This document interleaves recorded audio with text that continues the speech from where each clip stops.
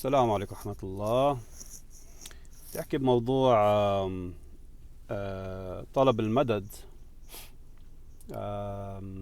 طلب المدد دائما كان من الله سبحانه وتعالى، سواء كان من صحابي أو التابعين وتابع التابعين. لنروح للعصر الأول اللي هو عصر الصحابة رضي الله عنهم. كان دائما من الطلب المدد يكون من الله سبحانه وتعالى. لكن بعد هذه الفترة جاء أناس يطلبون المدد من الموتى. بيقولوا أنه يعني هن يعني مش يعني في ناس أفضل منهم، لأجل هيك هن مستحيين يطلبوا مدد الله سبحانه وتعالى بأنفسهم، لذلك بيطلبوا المدد عبر أشخاص بيعتقدوا هن فيهم الصلاح. منين جيتوا بهالفكرة ما بعرف. يعني أخوانا إن شاء الله نحن عم نحكي هلأ أنه بكل ما في حدية ولا شيء إن شاء الله. منين جبتوا بهالشيء هذا أنه تطلبوا المدد من ميت ليتشفع لكم عند الله سبحانه وتعالى؟ هلا نقول الشفاعة هي بتكون يوم القيامة. الرسول صلى الله عليه وسلم بيتشفع للمسلمين، وفي عندنا الصالحين، الأنبياء والصالحين بيتشفعوا، حفظة القرآن، الشهداء، الأصحاب، الكذا، بيتشفعوا لمن حولهم. يعني كل العالم بتكون بالمحشر، هذا يوم قيامة. يعني الناس بتشفع لبعضها، اللي بيستحق انه يتشفع لغيره. في عندك ناس هلا بدهم الشفاعة تكون، يعني هلا هو حي بده يطلب من الميت يتشفع له. هيدي ما فيها، لا جاءت بالقرآن، لا جاءت بالحديث، يعني أي أثر لم تأتي في أي شيء من هذا. كيف بدك هلا تتشفع؟ بدك حدا يتشفع لك هلا عند الله سبحانه وتعالى. تطلب المدد من خلاله يعني وكذا. بينما آيات القرآن والأحاديث كل بتقول على أنه الطلب يكون من الله سبحانه وتعالى. هلا بيجي آخرين بيقولوا انتو، نحن إن شاء الله كلنا أخوان، كلنا إخوة إن شاء الله وعلى المنهج إن شاء الله.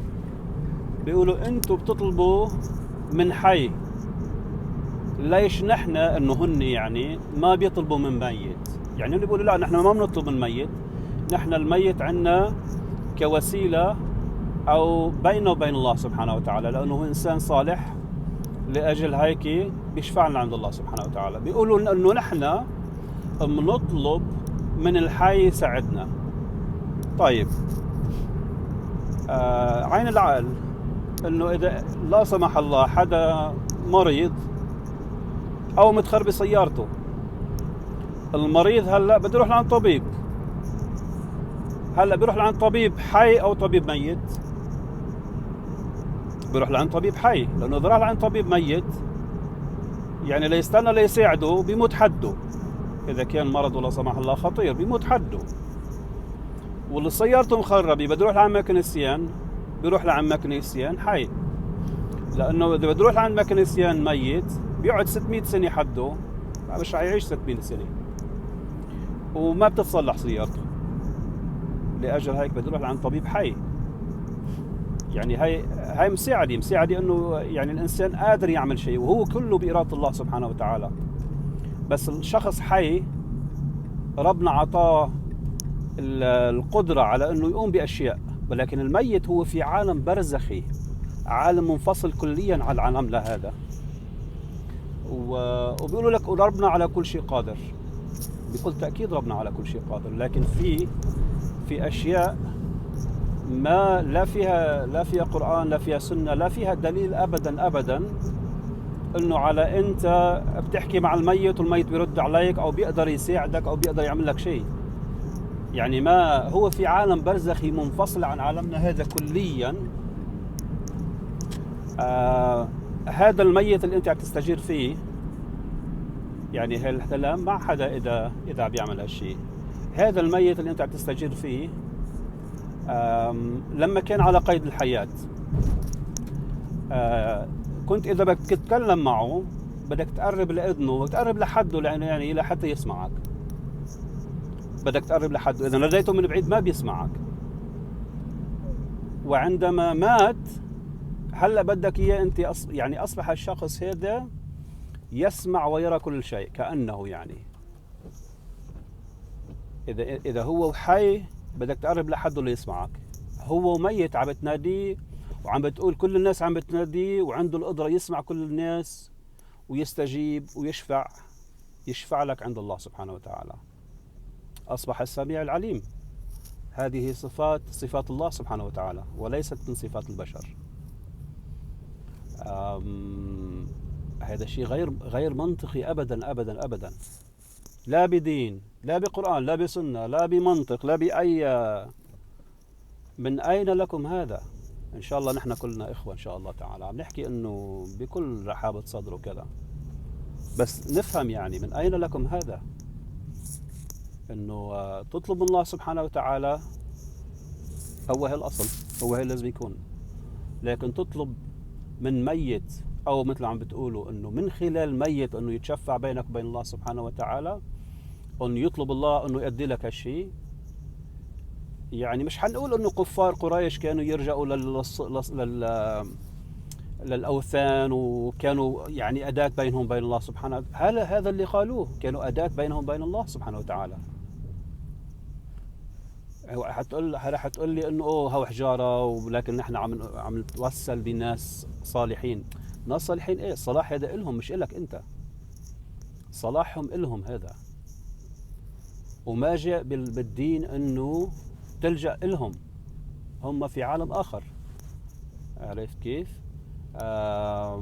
هم في عالم آخر، في عالم برزخي يتنعمون إن شاء الله. إنه يعني إذا أنت عم تلجأ لحدا يعني من الصالحين يتنعمون، عالم برزخي يتنعمون. إذا أنت ترحمت عليهم بترفع من درجتهم إن شاء الله، بس ما بتلجأ لهم لحتى أنت يساعدوك. يعني أنت على قيد الحياة، يعني إذا أنت ممكن أنت تنفعهم، بس هم ما لهم نفع لك من درجة أنه يعني يساعدوك. بتنتفع بعلمهم، بتنتفع بما تركوه على عين والرأس، بس هم في عالم آخر. يعني ممكن يكون علماء صالحين عليهم رحمة الله، بس ما في مساعدوك. عالم آخر يعني برزخي، خارج هذا العالم كليا. ترحمت عليهم، تصلهم هذا الترحم. ترحم، تصدق عن الأشياء هذه، الأشياء المباحة يعني.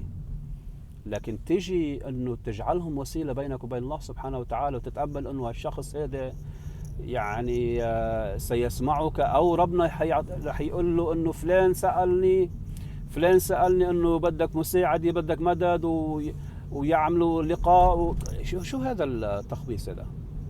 يعملوا لقاء بينه وبين الله سبحانه وتعالى لحتى أنت تأخذ مساعدة يعني؟ تخبيص هذا، والله تخبيص. بينما السؤال والمدد هو من الله سبحانه وتعالى في آياته وفي أحاديثه وكل شيء. أنا والله مش حابب أحكي بالموضوع أبدا هذا، ولكن أنه كثر الكلام كثر اللغط، وحبيت يعني أدلي بشيء. وأنا يعني طالب علم، لست لاني شيخ ولا شيء. وجزاكم الله خير، والسلام عليكم ورحمة الله.